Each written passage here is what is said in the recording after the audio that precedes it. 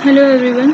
So in the last video we have seen the introduction of staff development, definition and objectives. Now we'll see the process of staff development. So the major process of staff development are presented graphically by a person named Silver in 1981.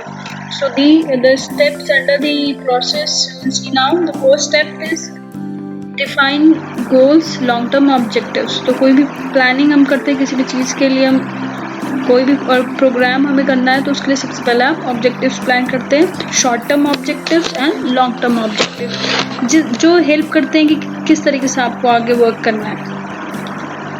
Then assess staff weaknesses and strength, ये भी आपको assess करना important है, ये भी long term planning में help करता है. Develop long range plan. Long range plan include कि कौन क्या इंस्ट्रक्शन मटेरियल होंगे, कौन इंस्ट्रक्टर होगा, किस किस तरीके से मटेरियल आप ऑर्गेनाइज करोगे, और जो इंस्ट्रक्टर्स हैं उनके लिए क्या क्या फैसिलिटीज़ होंगे, प्रोग्राम कैसे कंडक्ट करना है. तो ये सारे के सारे आपके पॉइंट्स लॉन्ग टर्म प्लान में होते हैं. फिर हम नेक्स्ट स्टेप में इसको स्पेसिफिकली इन पर वर्क करते हैं, तो develop specific short range programs. Then implementation of training programs.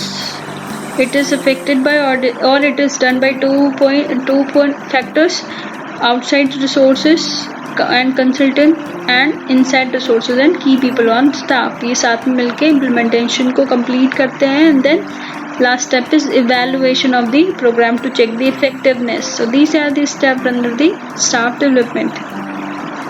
Next we'll see the types of staff development or activities of staff development, or we can say these are the types according to the activities. So first is induction training, then job orientation, skill training, and service education, and the continuing education.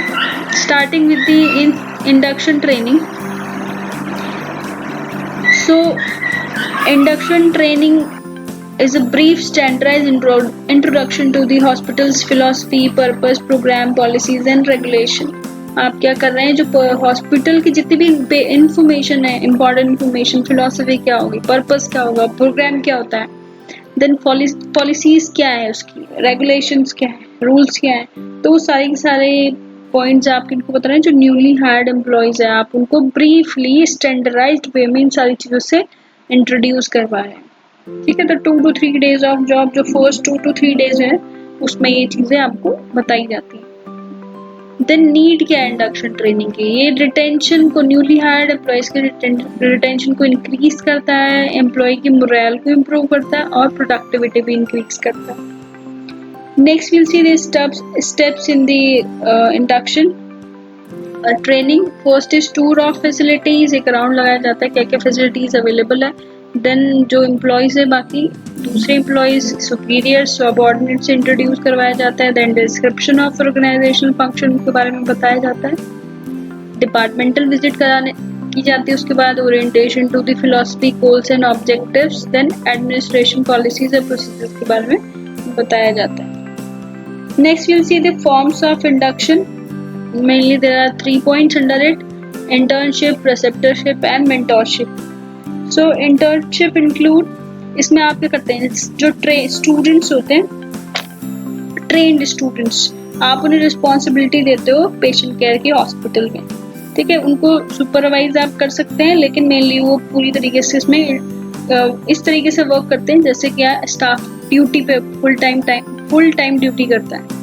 ठीक है, तो यहाँ पे clinical duty तो करता ही करता है student, उसके साथ केस प्रेजेंटेशन भी बनाना लर्न करता है. प्रिसेप्टरशिप में एक टीचर या इंस्ट्रक्टर होता है साथ में, वो पूरी तरीके से गाइड करता है स्टूडेंट को किस तरीके से हॉस्पिटल पॉलिसीज है, किस तरीके से वर्क करना है. देन कभी कभी हम प्रिसेप्टरशिप को रिक्रूटमेंट के केस में भी यूज़ कर सकते हैं, रिटेंशन के लिए भी हम इसको यूज़ कर सकते हैं. और इसमें जो भी ट्रेनी है या जो भी न्यू एम्प्लॉय है या जो भी स्टूडेंट है उसको एक इंस्ट्रक्टर उसके लिए या टीचर उसके लिए उसके साथ होता है उसको गाइड करने के लिए. देन मेंटोरशिप में काउंसलर की हेल्प ली जाती है. काउंसलर सपोर्ट प्रोवाइड करता है, सिखाता है, गाइड करता है, असिस्ट करता है, काउंसिल करता है जितने भी आपके न्यूली ज्वाइंट नर्सेज होती हैं, न्यू नर्सेज होते हैं. Next will see the next type